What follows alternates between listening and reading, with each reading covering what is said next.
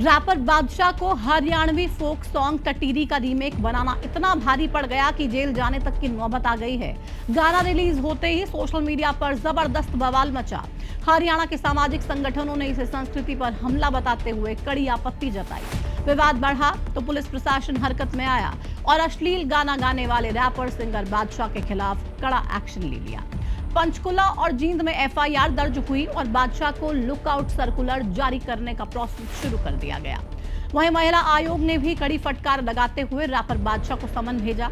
हालांकि इसी बीच पूरी कंट्रोवर्सी पर बादशाह ने माफी मांग ली। नमस्कार, आपके साथ में प्रतिमा दत्ता।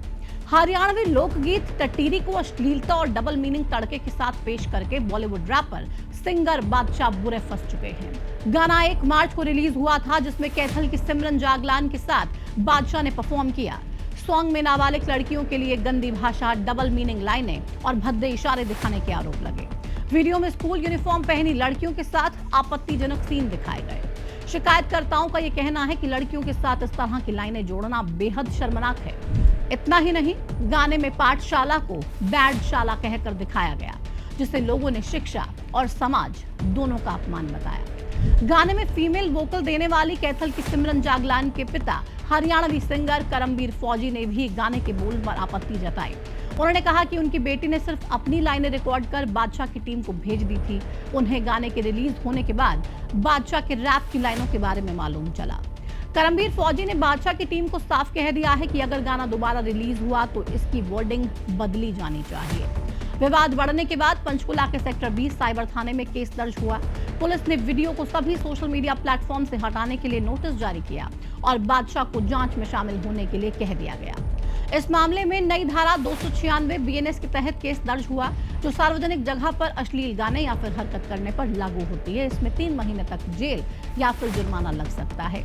इसके अलावा महिलाओं के अश्लील प्रदर्शन को रोकने वाले कानून indecent representation of women act 1986 की धारा 3 और 4 के तहत केस दर्ज किया गया। इसमें 2 साल तक जेल या फिर जुर्माने का प्रावधान है।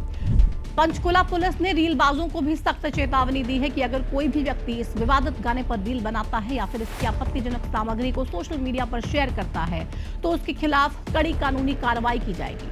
वहीं इस विवाद में एक और आरोप जुड़ गया।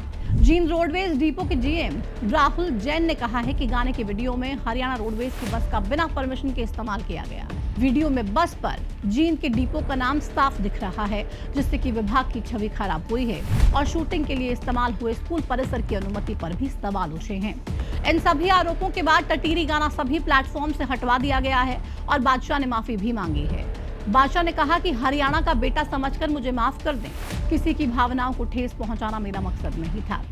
अगर गाने के शब्दों से किसी की भी भावनाएं आहत हुई हैं तो मुझे खेद है। मैं ये कहना चाहता हूँ कि मैं खुद हरियाणा से हूँ। जो लोग मुझे जानते हैं वो जानते हैं कि मेरी बोली, मेरे खान पान, मेरे रहन सहन, मेरी पहचान हरियाणा से है। मैं एक बहुत ही प्राउड हरियाणवी हूँ। मेरा कभी भी कोई ऐसा इरादा नहीं था, कोई ऐसा उद्देश्य नहीं था कि मैं हरियाणा के किसी बच्चे, किसी वुमन, किसी महिला के बारे में ऐसी बेहूदी बात। अगर न्यूज़ हिस्से से किसी को भी ठेस पहुंची है तो मैं तहे दिल से आप सबसे क्षमा मांगता हूं। मैं उम्मीद करता हूं कि आप मुझे हरियाणा का बेटा समझकर, अपना बेटा समझकर मुझे माफ करेंगे।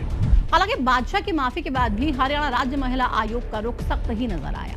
महिला आयोग की चेयरपर्सन रेणु भाटिया ने सख्त लहजे में कह दिया है कि बादशाह होगा अपने घर में, बहन बेटियों का अपमान बर्दाश्त नहीं किया जाएगा।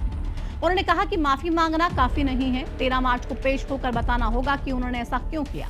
और ये सवाल वाजिब भी है, आखिर ऐसे गानों की जरूरत क्या है? क्यों मेल सिंगर्स लड़कियों को ऑब्जेक्ट दिखाकर ही अपने गानों में हमेशा अपना स्वैग दिखाते हैं? और सबसे बड़ी बात तो ये कि अश्लील गानों की दौड़ में हरियाणवी कल्चर को बदनाम करने का काम आखिर क्यों हो रहा है? ऐसे कलाकारों पर सख्त एक्शन और गानों पर बैन लगने की जरूरत जरूर है। अब देखना ये होगा कि हरियाणा की जनता बादशाह को माफ करेगी या फिर नहीं। और क्या आपने बादशाह को माफ कर दिया है? आपको लगता है कि माफी मांग ली है तो अब माफ कर देना चाहिए, या फिर आपकी इस पर कुछ और राय है? कमेंट सेक्शन में जरूर बताइए। फिलहाल इस वीडियो में इतना ही।